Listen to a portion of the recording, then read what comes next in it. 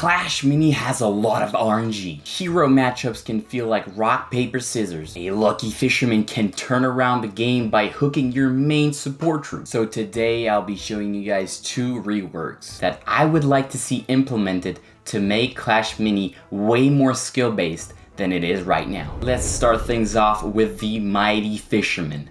Mr. Lucky, Mr. Control the Space, Mr. Isolation. Right now, I think the Fisherman is way too random for the moment being. It's either you get lucky, you place on that towel. It does require you to read the game, understand how your opponent is moving his troops, where is he placing his support troops, yes. But there's still a heavy luck factor that comes to it at the end of the day. Here's how I would imagine the Fisherman rework. Replace his Clash ability by a super ability that would charge up with energy. Every 4 shots, he would hook the farthest enemy troop on the board. This would allow players to understand how to play Fisherman properly, but also how to counter him properly, which I think right now, there is no counter to Fisherman. You just can't do anything except maybe a monk. I don't think this would make him very broken, because it would take, let's say, 7 to 8 seconds until the Fisherman gets his first hook on the board, but it would be way more consistent so that you know that after 8 seconds, your Fisherman would pull the farthest enemy troop. This would reduce randomness and increase skill. I would like to bring a few changes when it comes to his kit. For his first ability, I would like to see a plus 1.5 second stun, meaning any troop that he hooks, it would be stunned for I think 2 seconds. For his second ability, I would like to see some sort of damage boost whenever he hooks a troop. So let's hooks the Dark Goblin. As soon as he hooks it, he gets a +1 damage boost. I think that would make him a very good DPS option. He would have significant impact on the game, whereas right now it's just you're hooking and then your Fisherman is basically, he's doing a little bit of damage, but he's not really a key mini on the board. For his third ability, I would see a Clash ability where he would instantly hook the farthest enemy. But then you would be saying, the Shield Maiden, bro, that's the exact version of the Fisherman.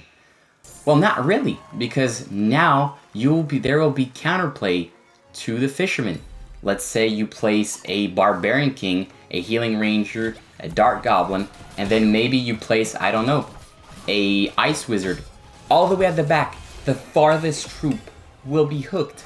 This means there's going to be counterplay, and both players will understand how to position their troops. By removing that Clash ability, Fisherman will become a consistent troop that would provide consistent value throughout the round, and I believe this is going to be a healthy future for the good old Fisherman. Up next, we have the Spear Goblin. Now, why did I choose the Spear Goblin? I really believe that the Spear Goblin is luck-based, because wherever you place him on the board, he will either get a lot of value and get 6 to 9 damage on a troop, or get nothing. This is what makes Clash Mini luck-based and not skill-based. This is why I believe his Clash ability should be transformed into a super ability. So just like the Fisherman here, Spear Goblin would require 5 energies to get his super, which is basically exactly the same, except instead of launching it in a straight line, he would be launching it at the nearest enemy troop. By giving him a super ability,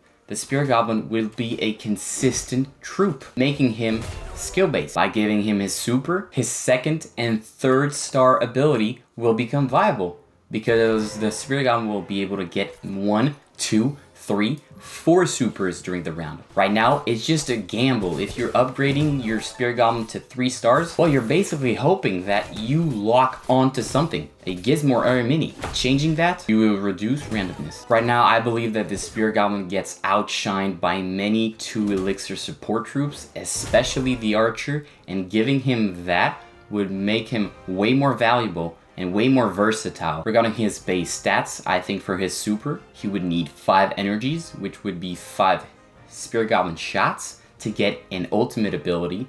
And for his ultimate ability, I would reduce it down to 3 damage. I think that's a little bit strong to put 6 damage ultimate ability on the Spear Goblin. And then his first ability would be a +3 damage boost onto the Spear Goblin. This means that for 4 elixir, if you upgrade your Spear Goblin to that first star, he's going to be able to one-tap those 2 elixir minis at 0 star. For his second ability, I think the boast ability is very nice, meaning the Spear Goblin right now, he would be doing a lot more damage, he could get a lot more kills, and giving him a boast ability would really make him a strong 2 elixir mini that would get that ultimate ability on the nearest enemy troop, and also get that boast and start getting a lot more value. And for his third ability, also I would keep it the same, give him hit speed boost as soon as he lands that ultimate ability. This means he's going to be cycling through ultimate abilities at level 3. Maybe that might him a bit too strong, but I think maybe reducing the hit speed boost, I think right now it's maybe 50%, maybe reducing it by half, so meaning it would hit. His third ability would give him a hit speed boost of 25%. That would be, I think that would make the Spear Goblin way more valuable. His upgrade kit, his ability kit would be consistent and people would know how to play and counter him just like the Fisherman. Hope you guys enjoyed this type of video where I'm sharing with you guys how I see Clash Mini developing to be in a much more healthy state. I'm not saying that Clash Mini is 100% luck based. Of course, there's a lot of skills and we've seen it on the competitive scene. But I'm just saying those rework, those changes could make Clash Mini less luck based and way more skill based, which would also have a great impact on the competitive scene. Let me know down below if you agree or disagree, or maybe tweak my rework, or maybe propose a whole different version here. I'm always happy to hear your thoughts, and thank you so much for watching this video. Hope you guys enjoyed.